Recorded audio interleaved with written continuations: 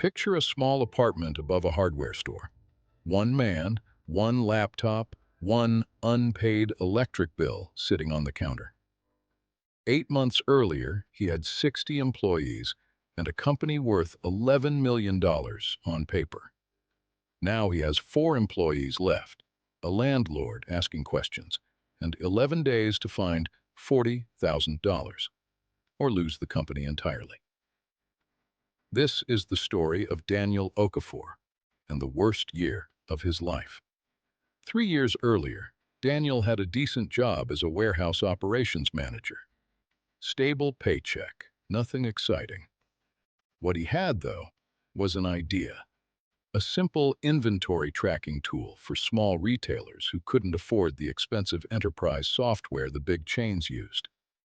He built the first version himself, nights and weekends, using tutorials and trial and error.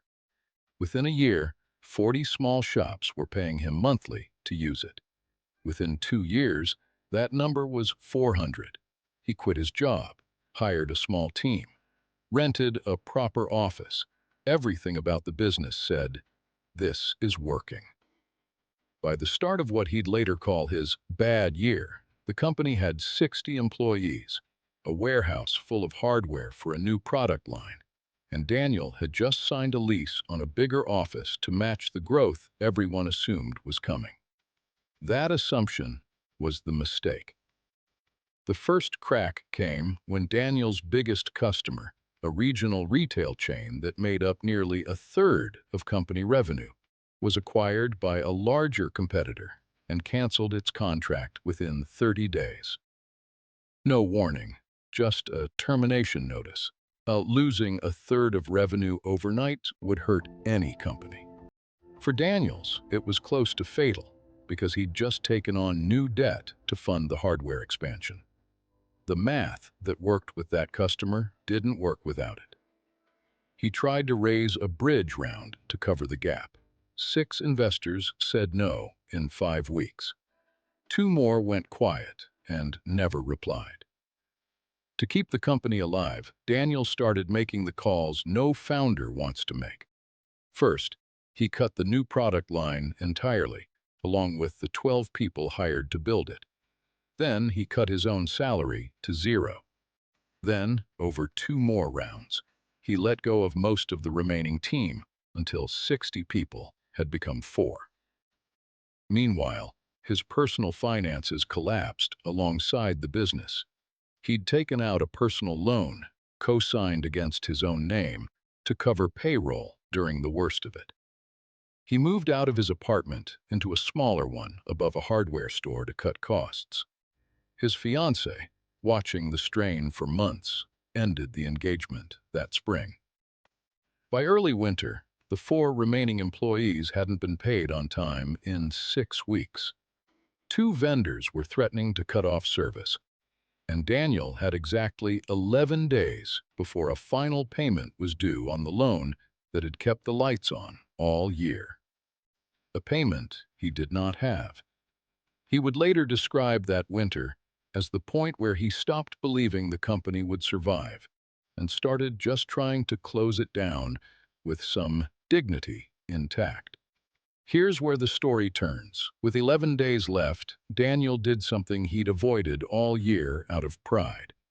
He emailed every one of his 400 original customers directly, explaining, honestly, without spin, that the company might not survive the month, and asking if any of them would be willing to prepay their annual subscription early at a discount to help bridge the gap. He expected maybe a dozen would respond. Within 4 days, 91 of them had prepaid.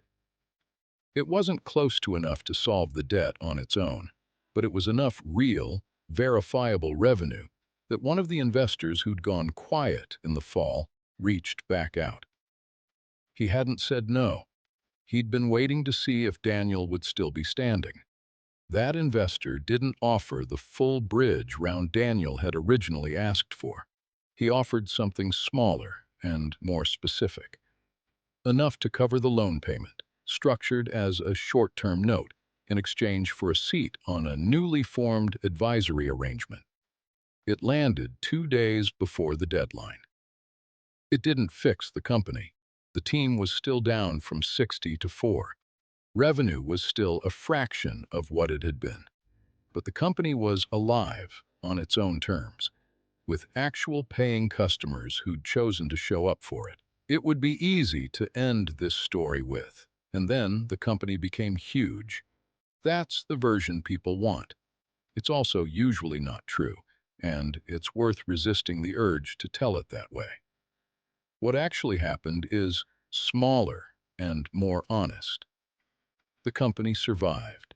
It rebuilt slowly from 4 employees back to 15 over the following 2 years, on a more careful footing than before. It never returned to 60 employees or an $11 million valuation. It became something quieter, profitable, sustainable, entirely Daniel's own. The lesson isn't hold on and you'll get rich. Plenty of founders hold on through exactly this kind of year and still lose everything. What actually saved this particular story wasn't stubbornness. It was that, at the lowest point, Daniel stopped protecting his pride long enough to be honest with the people who already trusted him. And that honesty is what created the opening. The bad year doesn't tell you in advance whether it ends in recovery or closure. The only thing inside your control is what you do with the 11 days you have left, not what you assume about how it's going to end. Daniel's company today is small, not a unicorn, not a headline, just a real business, still run by the person who nearly lost it, still paying its 400-odd customers' trust, back one renewal at a time. If you're in the middle of your own bad year right now, this story isn't a promise about how yours ends. It's just a reminder that the ending isn't written yet, and the next decision is still yours to make.